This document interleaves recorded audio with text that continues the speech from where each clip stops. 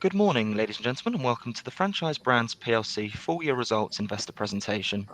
Throughout this recorded presentation, investors will be in listen-only mode. Questions are encouraged. They can be submitted at any time via the Q&A tab that's just situated on the right-hand corner of your screen. Please just simply type in your questions and press send. The company may not be in a position to answer every question it receives during the meeting itself. However, the company can review all questions submitted today and will publish those responses where it's appropriate to do so on the Investor Meet Company platform. Before we begin, we would just like to submit the following poll, and if you'd give that your kind attention, I'm sure the company would be most grateful. And I would now like to hand you over to the team from Franchise Brands PLC. Stephen, good morning, sir. Good morning. Welcome, everybody. It's good to see you. Next slide, please, Jules. I'd like to introduce the presenters today. Myself, Executive Chairman and Co-founder of the business, Peter Malloy, our CEO, Andrew Mallows, our Chief Financial Officer, and Beth Peace, the newly appointed Group Finance Director. Next slide, please. Next slide, please. Next slide, please. Franchise Brands is in the business of acquiring, developing, and organically growing market-leading franchise businesses. We build market-leading businesses primarily via a franchise model, although we will use direct labour businesses, DLOs as we call them, where we think that will help grow a franchise channel. We support our franchisees to successfully develop their business and achieve their goals, as we believe that if they grow, we grow, and this is driven by the royalty model that underlies most of our businesses. Next slide, please. 2024 saw a resilient performance by the group. Most of the services we offer are essential reactive services, which means that people don't really have a choice whether to buy the service. The choice they have is whether they buy them from us or not. So our job on behalf of our franchisees is to ensure that it's one of the franchise brands that they actually use for the repair. 24 was a challenging year in most areas other than the US. The US was particularly strong, albeit that we'll be making some comments, I suspect, later on about whether that continues.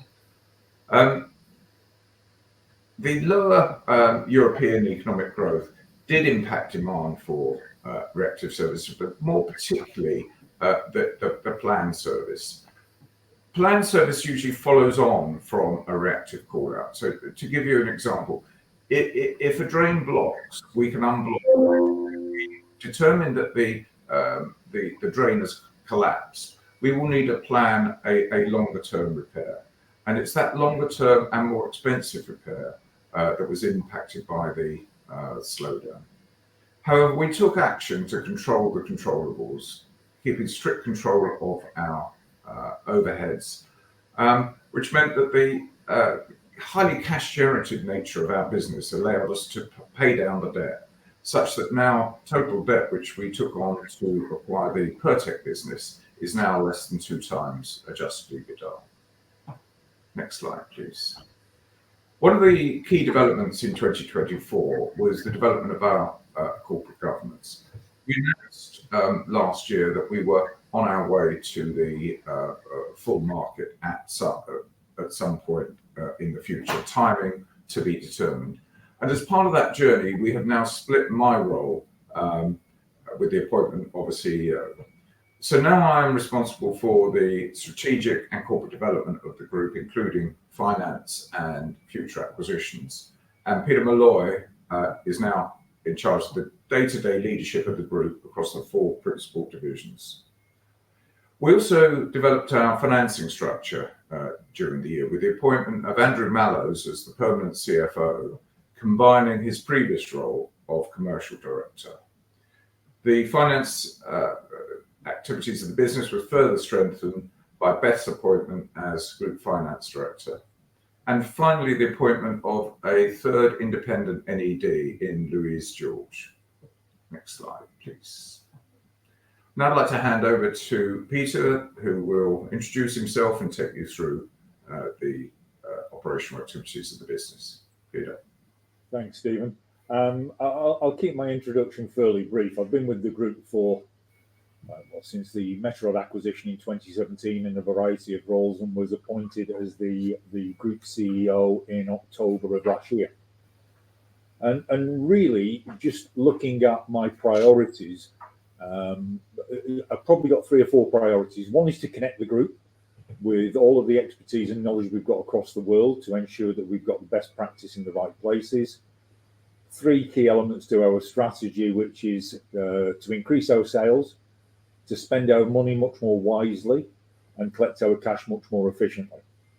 And to assist doing that, I've created or reconstituted a new management board, which has got much more of an international flavour, with representatives from the US, Germany, and the Benelux.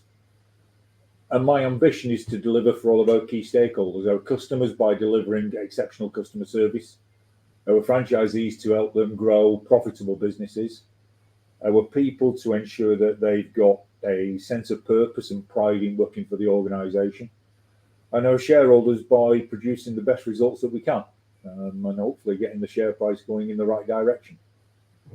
Next slide, please. Next one, please. So just an overview of Franchise Brands. Who are we? We are essentially a business of essential services, with core divisions in Pertec, hydraulic hose business, Metrod and Metroplumb in the water and waste division, and primarily a franchise business with a business in the States as well with Filter, who slightly uniquely don't do reactive work, unlike Pertec, Metrod, etc. But we're a business of scale, 418 million pounds of system sales, servicing just under 1 million jobs a year through 65,000 business-to-business customers. And our focus, as Stephen said right at the start, is to build franchise businesses. And I guess that is our superpower. And we will use DLOs wherever necessary to help develop those franchise businesses. And how we grow, the maximum potential model was introduced to us by Franchise Brands back in 2017. And it's simply a way of understanding what the addressable market is by looking at the best of the best performers. And in isolation, it's just a dumb tool unless we do something with it. But it's the key driver to understanding where our opportunities are. And what you can see, the maximum potential model indicates that we've got a £2.1 billion market, of which we're only doing £418 million of system sales across the group. Next slide, please. Just touching on the financial and operational highlights, and the team will go through in more detail later.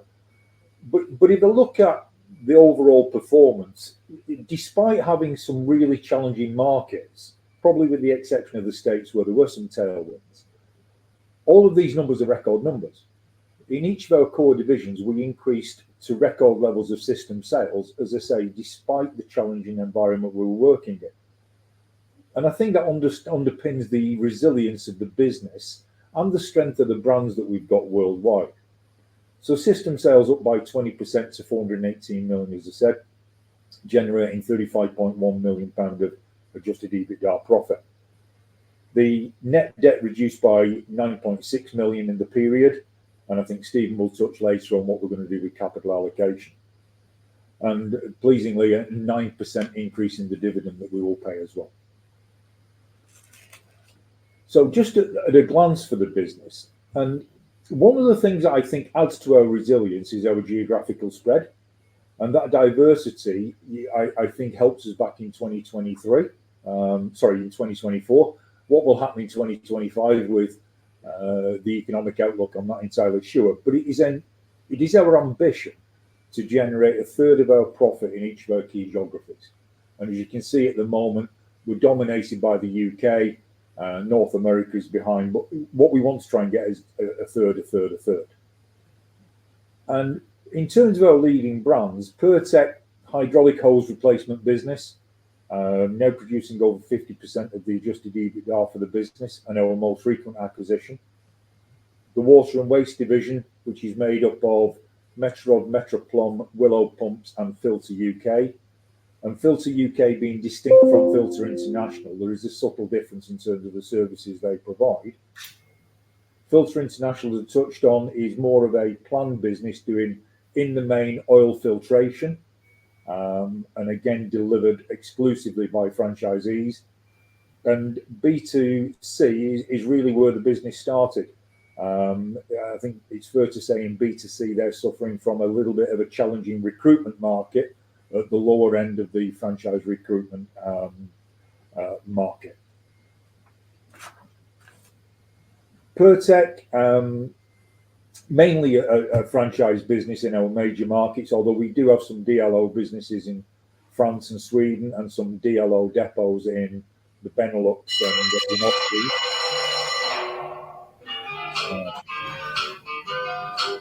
I'm not sure if anybody getting that noise. Sorry.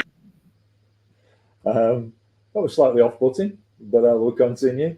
Good demand for our essential reactive services, although, as Stephen said right at the start, a slowdown in the project and discretionary spend that we're seeing. Now, what's important with that is that that project work and discretionary spend will eventually have to be done. As Stephen described the drain with the root ingress or a piece of machinery that hasn't got hydraulic hoses to the right standard, eventually that will come through. And in our world, it's delayed as opposed to cancelled. Some of the key sectors were impacted by the economic conditions, particularly in construction, plant hire and manufacturing. And that illustrates why we need to reduce our sector dependency and broaden our scope in the sectors that we're working in. And we're certainly fairly well advanced in identifying those sectors and working out how we can penetrate them. For example, things like marine or pharmaceuticals in Pertec, and in Metrorod, for example, much more in terms of healthcare. What I think is important with all of our markets is that those markets will return. You know, when they'll return, I'm not entirely sure. One of our key elements that we've got to do is to maintain our customer relationships. For example, in Pertec in the UK, they've got a 97% customer retention rate. When those customers come back to their optimum spend, we need to be the supplier of choice, whilst also expanding into those new markets. So next slide, please. This slide really illustrates in Pertec where we get our sales from. And I'll talk to the pro forma numbers because I think they're a better comparison. So systems sales grew by 2% to a record 183.5 million, resulting in an adjusted EBITDA of just under 20 million, an 8% increase overall. Although the gross margin reduced, it was compensated for by a reduction in central overhead or admin costs of 9%, but also an improved performance in our two direct labour businesses in France and Sweden. They're both embryonic businesses that have got a fixed cost base, and I'm really pleased with the progress that we're making in both of those countries at the moment, despite the fact they're relatively modest in scale. So overall, it resulted in an increase in adjusted EBITDA to system sales of 10.9% against a pro forma of 10.2%. And I think in tough trading conditions, a really credible performance from the Pertec division. So in terms of system sales in local currency, this illustrates where we make the sales. And we have three key markets: the UK, Germany, Austria, Benelux, and France, Sweden, as I said, fairly modest businesses. 45% of the sales coming out of the UK, 37% and 13% out of Benelux. And all grew on a pro forma business with the exception of Sweden. Again, demonstrating that high degree of resilience. And I think the one important thing to bring out from this slide is the Benelux as a standout in terms of the 8% change. And really, they were the early adopters in terms of looking to diversify into alternative markets, but also appreciating there was a different sales approach. So some of the things that they've done very well in that part of the world, we're transitioning to other parts of the group as we speak. So just handing over to Beth, who will take you through the water and waste division. Thanks, Beth. Thanks, Peter. So for the water and waste division, we had two real priorities in 2024, which was diversifying our revenue and optimizing our service delivery. So in Metro Rod, particularly, we continue down this route of diversification, and pumps and tankers continue to grow far quicker than other revenue streams as we invest in that area. Tankers grew by 10% in the year, getting to 13.5 million in system sales, our highest growth, or our highest record year for tanker sales in Metro Rod. This helped contribute to our higher AOV in the year, but combined with that, we also saw faster growth in our local market. Now, these local customers are a really attractive proposition for us. They are managed by the franchisees, so less administrative overhead by us as a franchisor. But also from a franchisee's perspective, they are more densely populated in single regions. So they are, again, more profitable for the franchisees as well, because there's less travel time and less downtime around that. Similarly, within Metro Plumb, we continue to expand our range of services here, particularly in this area with gas and air source heat pumps in the year. This has allowed us, again, to improve our average order value and get better value for our resources in that area. But it's also a greater proposition in terms of the lifetime of that service. Not only do we get the installation, but we also get the lifetime servicing throughout the life of that item or that service. And this has allowed us to move away from our insurance sector, so low value, high volume work, and into other more profitable sectors like social housing and other areas, continuing to diversify and reduce our risk. Next slide, please. Within Willow and Filter, it's a very similar story. Willow, we continue to diversify with our new special projects revenue stream. This was a stream introduced in 2023, and it's gone from £0 of revenue in 2023 to over £1 million in 2024, with a good pipeline continuing for 2025. Special projects it's not a capital intensive supply stream for us. It's using a established supply chain, and therefore it's a really good market for us in terms of future development and investment. The other thing we've also done within Willow and Filter is optimize the service delivery. So now all of the fog work previously done in Willow is now completed by Filter, and all of the pump work previously completed by Filter is now completed by Willow. And this is not only the most efficient delivery of the service, it also allows us to upsell that service with the more specialized items that Willow can offer for pumps and Filter can offer for fog. For Filter, it was really a transformational year in terms of continuing on our franchising journey, and now 100% of our fog service work is completed by franchisees in Filter. We've also moved the transactional finance team or finance function out of Filter and into the shared service centre in Macclesfield, again allowing us to do the most efficient delivery of that service. Next slide, please. This can all be seen in the numbers for the year, with system sales rising 3%. Our statutory revenue did fall in the year, and that's solely because of our move away from these corporately owned franchises. So historically, where the revenue would have been recognised at 100% for a DLO organisation, we're now recognising that revenue on a net basis under the MSF percentage, and this accounts for the entirety of that reduction in statutory revenue. But on a like-for-like basis, this has also resulted in a significant reduction in our cost of sales, resulting in overall in an increase in our gross profit for the year. Our administrative overheads haven't seen the savings that we've implemented, and that's largely because a lot of the changes, particularly within Filter, happened in Q4. So we're expecting to see the annualized benefit of that in 2025. And I will hand you back now to Peter to talk about Filter US.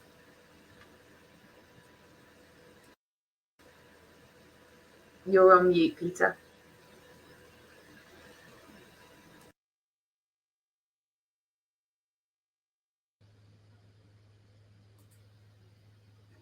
Hello, can you hear me now?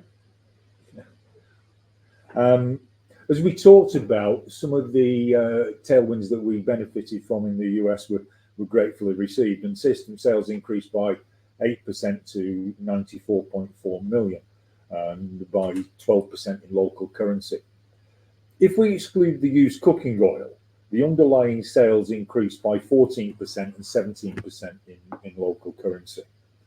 And one of the things that's really starting to gain some traction in the States is the strategy that they introduced at the end of 2023, which is Filter Max. And that was focusing on the 55 metros in the States and ensuring that we've got the best quality franchisees to exploit the opportunities there.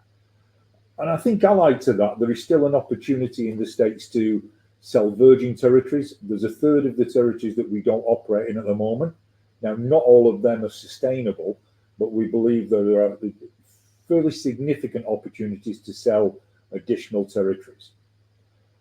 25% of the franchisees now are on a royalty model.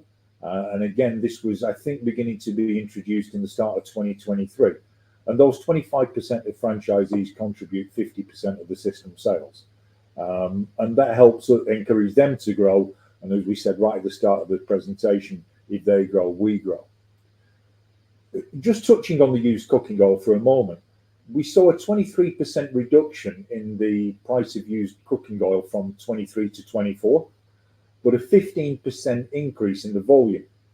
And that's a really good example of where we can control the controllables.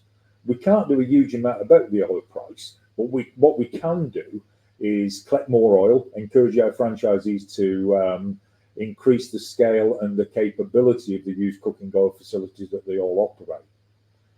And as used cooking oil accounts for 15% of our system sales, as we expand our range of services, we'll become less dependent on that. And one of the things that we are now expanding is the filter clean service in the States, which only represents about 6% of system sales currently, but there is a huge degree of enthusiasm in the States from the franchisees to roll that out much quicker. Next slide, please. So Filter International, including Europe, system sales increased to 97.8 million, of which 94.5 comes from the US. And although the chart here shows there was 7% increase in admin costs, actually in the States it was 14%. And that was deliberately planned in terms of improving the quality of the management out there, employing a COO who's an ex-franchisee, well, he's still a franchisee, but a dual role.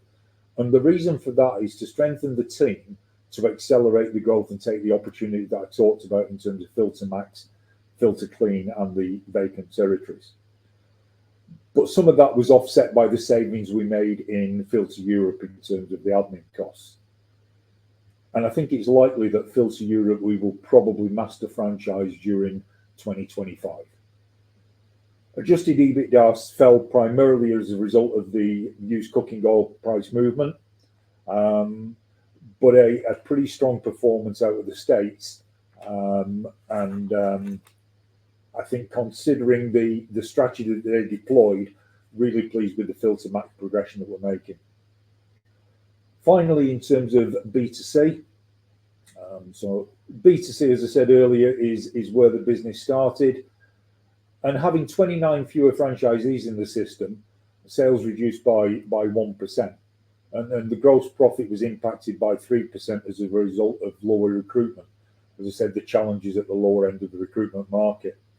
That was partially offset by good cost control, resulting in a creditable adjusted EBITDA of 2.2 million. And just finally for me, just touching back on my role in terms of One Franchise Brands. And I'm not going to go through all of this slide, but all of our strategies and everything we're trying to do only really come to fruition if we can fulfill the bottom three icons on this slide, which is enhancing sales, creating an efficient overhead structure, and thereby driving operational gearing. And that's what we'll be focused on through 2025 and further into the future. What I'd like to do is to hand over to Andrew, who will take us through a financial review. Thank you, Peter. The first and most important note is that 2024 includes a full 12-month contribution from all of our divisions, whereas the comparative includes 8 months, almost 8 months of the Pertec contribution to our group. Our system sales, as everyone has discussed previously, grew by 20% to £418 million. And our adjusted EBITDA grew by 16%, again, as a result of the full year contribution of Pertec. Adjusted EBITDA to system sales fell slightly from 8.6% to 8.4%, mainly as a result of two significant changes. One, the price of used cooking oil that Peter has discussed recently, and a modest change in foreign currency exchange rates during the year. Depreciation, amortization increased significantly as a result of the full 12 months of the Pertec acquisition. Pertec, as Peter said, again, includes DLO operations upon which the capital investment is made by us, whereas for the rest of the group, the capital investment is made largely by the franchisees. Finance expenses increased by 29%, again as a result of the debt taken on to fund the Pertec acquisition. And in 2023, rises in interest rates from the acquisition period and more modest falls in 2024. The highlight is that the tax expense reduced to 22.3%. This isn't sustainable long term, as it includes the recognition of a previously unrecognised deferred tax asset and also adjustments made to the prior year assessment. Next slide. We then reconcile adjusted to statutory profit. Again, the majority of these represent the full period of 12 months of the Pertec acquisition. Amortization of acquired intangibles is now final in relation to the Pertec acquisition. Share-based payments rose as we granted share options to both our new colleagues in Pertec in 2023, and this is the annualised effect, and also new employees within the group. Statutory profit therefore rose by 144% to 7.3 million, principally due to the significant reduction in non-recurring items, which in 2023 were predominantly acquisition related. As a result, next slide, our adjusted earnings per share grew from 8.4 to 8.6%, 8.6 pence. That's the second time I've made the same mistake on that slide. And as a result of this, we are encouraged to continue our progressive dividend policy with a proposal of 1.3 pence per share proposed to be approved at the AGM on May the 7th. I'll now hand over to Beth, who will give us a run through the cash flow summary. Thanks, Alex. Thank you. The cash flow summary was strong performance in 2024 with a cash conversion rate of 94%, up from 80% in 2023. The big standout here from our perspective was working capital movements. We had a really strong performance from a trade debtors perspective. At the end of H1, we've seen a rise in trade debtors of 3.7 million. But by the end of the year, we've managed to get that down to a year-on-year reduction of 500,000. So we saw great momentum in H2 around this objective, and we're continuing to leverage that into 2025. This was offset by two large trade creditor payments, which were non-reoccurring and related to a delayed rebate for a customer in water and waste, and deferred consideration for a previous acquisition in Benelux. Other big changes in the year were around software purchasing, which is in line with our project to move to one finance and one works management, and we driving that integration between the group. Next slide, please. Overall, we saw a net increase of 700,000, and this allowed us to therefore repay the debt with 10 million repaid on the term loan, and then a modest drawdown in relation to the RCF. So overall, a strong movement from our financial objectives.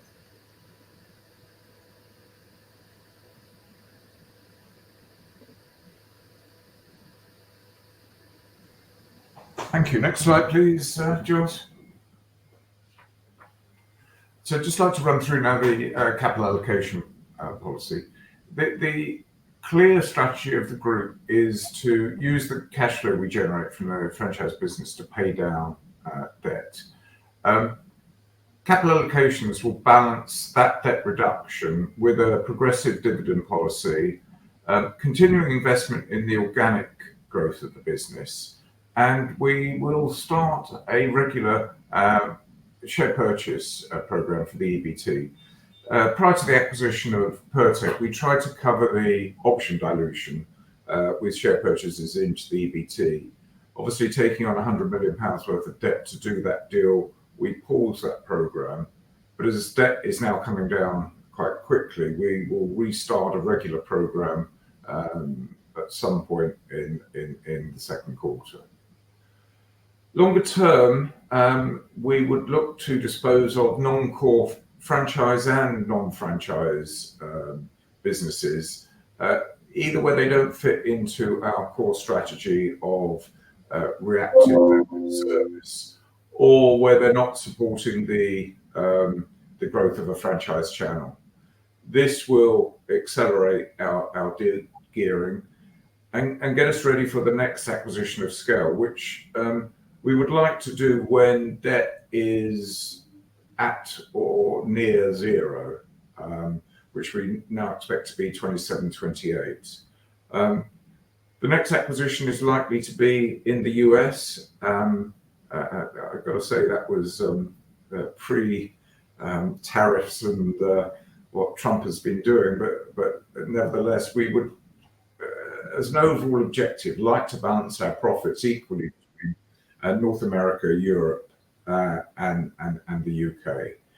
And at the moment, probably sort of more than half of our profits is in the UK, and only about 15 to 20% in the US. So that is the area we need to build. Next slide, please, Jules. So overall, a credible year, I would say 2024 was, with the reactive business delivering a reasonable adjusted EBITDA despite the macro challenges, particularly around the planned work. Our geographical spread certainly helped with this, and the high point being the performance in the US. Underlying demand for essential services remains strong, but we're still seeing subdued demand for planned services. In 2025, we really do need those planned services to recover somewhat to make progress on 24. And that is absolutely our key priority this year. We continue to reduce leverage and expect that to end the year below 1.5 times.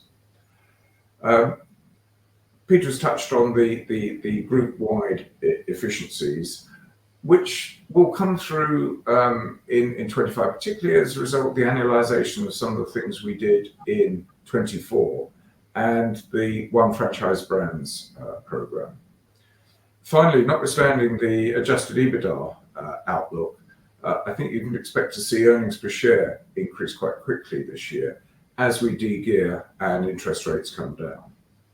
So that really concludes the formal part of the presentation. So I'll hand back to Jake now. Perfect, Stephen. That's great. And thank you all very much indeed for your presentation this morning. Ladies and gentlemen, please do continue to submit your questions just by using the Q&A tab that's situated on the right-hand corner of your screen. But just while the team take a few moments just to review those questions that have been submitted already, I'd just like to remind you that a recording of this presentation, along with a copy of the slides and the published Q&A, can all be accessed via your investor dashboards. Guys, as you can see there, we have received a number of questions throughout your presentation this morning. And thank you to all of those on the call for taking the time to submit their questions. But Stephen, at this point, sir, if I may just hand back to you just to chair the Q&A with the team. And if I pick up from you at the end, that'd be great. Thank you. Okay, thanks, Joe. So the first question, which was pre-submitted, is when do you expect to see the benefits of the 500 billion euro German fiscal stimulus? I think, Peter, if you'd like to address that one. Yeah, having been out in Germany fairly recently and talking to the management there, excuse me, they believe that it will really start to come through in Q3 and into Q4. But there is an underlying improvement in confidence, which might start to see some of that trickle through in the period before then. And clearly, there's moving feasts with all of the things that are going across worldwide at the moment. But I think in short answer to the question, the back end of the year and through into 2026. Thank you. And next question from Angus T. Please can you confirm that the H2 24 like-for-like statutory revenue growth was, I believe it was flat for financial year 24. I'm going to ask Andrew to answer that one, but I would point out that statutory revenue is not a KPI of the business. We judge our business on system sales, which is what drives our royalty. Statutory revenue is made up of all sorts of things that don't necessarily generate profit, or they're inconsistently included. So system sales is what I'd like Andrew to address. And on that point, half one system sales were 208 million and half two were 212 million. That, as Stephen says, the changes in the, and again, as Beth alluded to, the changes in the structure of the filter organisation from a DLO model to a franchise model changes statutory revenue significantly, so it isn't an accurate measure. System sales is a far better barometer. And I think as we move forward, the seasonality that existed in our business historically between water and waste and filter has been eliminated by the addition of Pertec, where we are now broadly a 50-50, half one, half two business. Thanks, Andrew. David S. asked, given the deleveraging focus, how should we think about M&A appetite in the near term? Are bolt-on acquisitions still on the table? I think you heard from my capital allocation comments that M&A is off the table at the moment. We are focused on de-gearing. We want to repay, as I say, virtually all the Pertec debt before we go again for another acquisition of scale. We don't really see at the moment any need or advantage in smaller bolt-on acquisitions. Another one from Angus T here. Given commentary on these prior questions and the focus on efficiencies, please can you discuss how much harder you have to push on efficiencies to meet financial year 25 consensus EBITDA, and where these savings have to come from, or what investments have you deferred? Well, we certainly haven't deferred any investments. And I think the one franchise brands will be where the efficiencies in 25 come from. And of course, the annualization of the 24 efficiencies. Have you anything to add to that, Peter? No, I think you're right. I mean, we made some changes at the back end of 2024, which we'll get full year benefit from.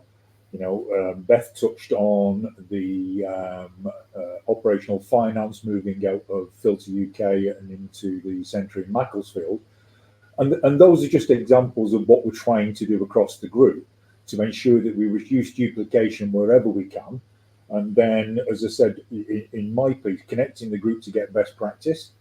I think the investments that we're making in new IC systems will drive some benefits towards the end of the year. So there is no one silver bullet. It will be looking at every part of our business to see how we can drive it more efficiently, whilst in tandem trying and working hard to grow our sales as well and take a greater share of the market. Thanks, Peter. Stephen K asked, regarding the shift to a unified IT platform, how far along is this process and what capabilities does the new platform unlock, e.g. CRM, real-time ops data, franchise support? Do you want to go for that one, Peter? As I touched on, the IT platform, in terms of the finance system, we are optimistic that will be in place by the end of this year. In terms of the works management system, similar timelines, probably a bit earlier in Germany and Benelux, where we will have in most of our key markets a single works management system. I think the byproducts of that, and I'll ask Beth to comment in a minute in terms of the benefits of the finance system, in terms of things like consolidation, but in terms of giving us real-time operational data, and more importantly, pertinent data, and we will have a much better view for the group position. And I think in terms of franchise support, one of the things we're really keen to do is to get the right numbers in front of the franchisees to help them manage their business as well. And I think all of those things come around from the IT changes. But in short, by the end of the year for both systems. Beth, do you want to add anything there? Thanks, Peter. Yeah, the consolidation of the finance platform will give us one unified version of the data, a consistent approach across the group, and will allow us to eliminate any duplication that we may have to drive that more efficient process, but also allow us to extract the right data at the right time to give to the right people, which I think will be the huge benefit of that one system. Thanks, Beth.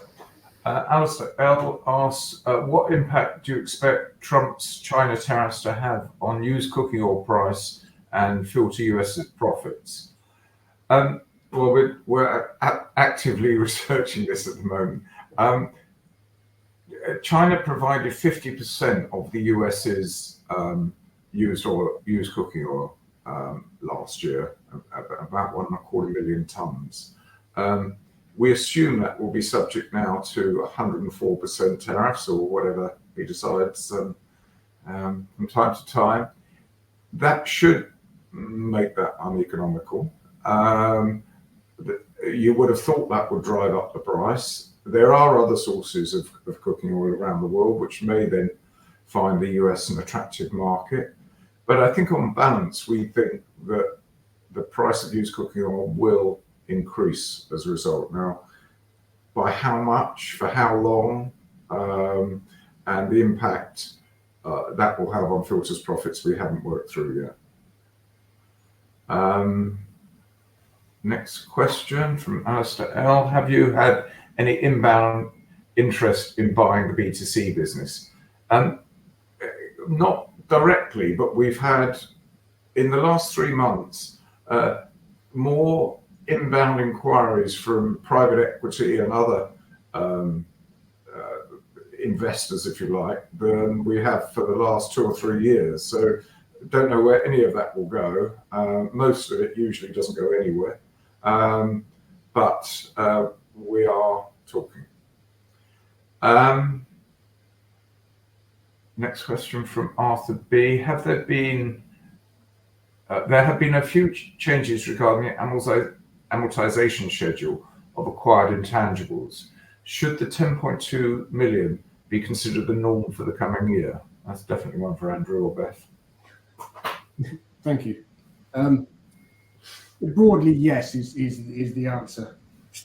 We have assessed finally the life of the assets and the valuation. So yes. Thank you. Angus T asks, current consensus is for 8% revenue growth in financial year 25 and 80-90% pips EBITDA margin expansion. Can you please reconcile this with the financial year 24 performance and provide some colour around your comments on optimistic that a performance in line with current market expectations for the year ended 25 is achievable? Would you be able to discuss the range of outcomes that is realistic or pessimistic? We did quite an extensive piece of work on this at the CMD. I don't know whether Jules can put up that slide or not. I suspect not on this presentation, Stephen. Okay, looks like a not. But Angus, if you went to the CMD slide, there's a we paint out a future scenario based on a low, a high, and an average outcome, and how that's affected by the increase in system sales and the adjustment of margin. I think it's fair to say that the 25 forecast is around about the average for that. And what I mean by my comments that is achievable, I also touched on in the summary here by saying that we do need some tailwinds in the planned service to achieve the 25 forecast. But we are seeing signs of those coming. And again, I've got to say, this is slightly pre-tariff wars. But we could see that house building, for example, in the UK, with the need to build or objective to build 1.3 million new houses, was giving a boost to the construction and plant hire sector, which is important to a number of our businesses in water and waste, in Willow, in Pertec. And in Germany, the $500 million spend is not coming through in spending yet, and as Peter said, it's unlikely to come through until Q3. But what it is doing is significantly improving sentiment in Germany. So people are getting ready for it, and a lot of our businesses are sort of a bit of a precursor to that. You know, you've got to get the equipment ready if you're going to expect a significant uptick in business in just a few months' time. So that should be good for us, but in the very near term, and obviously once they start spending, it'll be very good for us. So I hope that answers the question. Angus, to you again. You had strong cash flow performance in 24. Can you please discuss how you're managing receivables from franchisees? Please, can you also discuss how you manage the credit risk and leverage levels of franchisees in a more uncertain economic environment? I'll just a few introductory remarks, and I'll pass over to probably Ben. The reality is that we're not exposed to receivables from our franchisees. Most of the time, we are collecting money from the end customer, and then we short them what they owe us and pay them the balance. So in almost all cases, we're not exposed to our franchisees. We do have exposure to the end customer, though, and Beth has done a great job in 24 in managing that, hence the cash flow. So take your laurels, Beth. Thanks, Stephen. I think yes, in terms of with the trade debtors from a customer perspective, we've put a lot more focus in this area. We've automated a lot of that to make it a more efficient process, and the introduction of filter into the shared service centre has allowed us to get better relationships with these customers and continue to drive that momentum. From the franchisees' perspective, we continue to stay very close to our franchisees and understand the challenges and the profitability from their perspective, and that allows us to manage, to your point, Stephen, not a huge risk, but the risk in that area as well, with them providing regular management accounts and that side of things to make sure we stay close to them and understand their performance. Thanks, Beth. I think it's worth adding, Beth, that with your, how would I describe it, your much more proactive approach to customer debt, it does have an impact on sales, and it's a fine line between what we try and manage, and we work very closely doing that. But even if we put a customer on stop and we eventually resolve the debt problem, when they come back, invariably, they come back and spend less money because they found an alternative supplier and they de-risk themselves from being put on stop from a single source supplier. Yes, we do see that it takes a cycle. Sometimes they'll, like to your point, they'll come back lower, and then eventually they might continue their spend. But it is a cycle that we see. Yeah. Yes. Thank you. Next question. Can you discuss your tax rate going forward? It is significantly higher than P&L, and what is the sustainable level in the future? I think that's one for you, Andrew. I think it is. I think given our geographical spread, where taxes in the US are higher than taxes in the UK, and again in Germany they're higher, a more sustainable tax rate is within the range of 26.5% and modestly upwards from there. Okay, thank you. Next question. There were a number of accounting restatements relating to financial year 23 in the annual report. Can you please explain what actions you have taken to improve your accounting controls in 24. I've got to say, there are no problems with our accounting controls. There are plenty of problems with auditors not agreeing their professional opinion on how we should state certain items. At the risk of boring everyone to death, I'll let Andrew or Beth tell you a few of them, but a short list, please. I mean, I think we can answer your question in two ways. We have both reinforced, as Stephen spoke earlier in the presentation, our finance team by the addition of Beth and hopefully my new appointment as a permanent CFO in the group. The accounting standards and the application thereof, from a change of auditors from BDO to PKF, brings with it occasionally slightly differing views. They are fully dealt with and explained within note 1 of the accounts if you'd like further reading on them. I don't propose that we go through them. Mainly there were changes between cost of sales and revenue, none of which made a difference to profit. The profit impact across all of these adjustments was £100,000 in the year. Thank you very much. Rob W asks, the pricing of used cooking oil is not controllable and can make a very significant decrease in filters profits. On balance, is it worth being involved in this business? The short answer to the question is yes, it most certainly is, because it generates significant profits and cash flow for our franchisees. Secondly, it is a service to our customers who would otherwise have to get rid of their used cooking oil in some other way. And finally, it is a decreasing proportion of filters profits as we diversify the business into things like cleaning, new oil supply.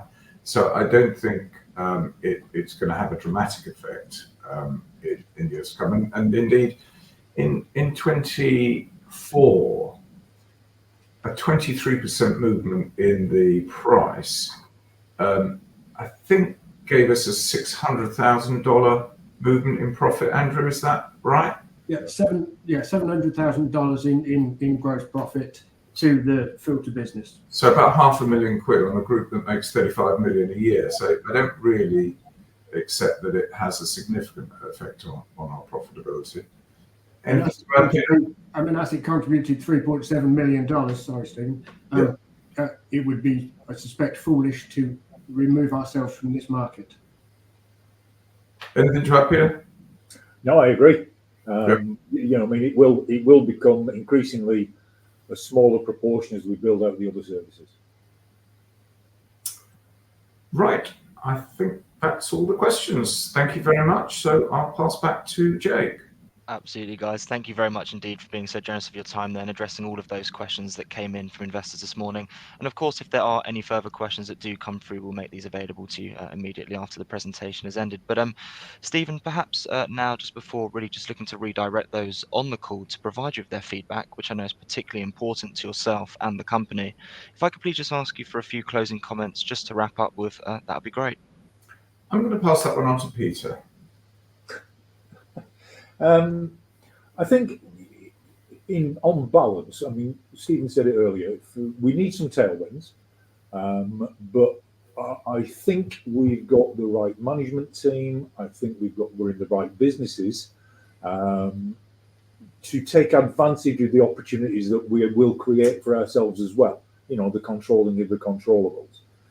I think our strategy of focusing on growing that top line whilst controlling and spending our money smartly, I think will pay us some dividends. And hopefully what we will see is greater penetration into those sectors that we're represented in. And you know, overall, you know, I mean, the world changes every night. You get up in the morning, you have no idea what's going to happen.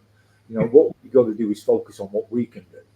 And I'm content that we'll need some tailwinds, but I think we're doing a lot of the right things. Thanks, Perfect, Peter. That's great. And thank you Thank you all once again for updating investors this morning. Could I please ask investors not to close this session, as you'll now be automatically redirected for the opportunity to provide your feedback in order that the management team can really better understand your views and expectations. This will only take a few moments to complete, but I'm sure will be greatly valued by the company. On behalf of the management team of Franchise Brands PLC, we would like to thank you for attending today's presentation. That now concludes today's session, so good morning to you all. Good morning. Thank you.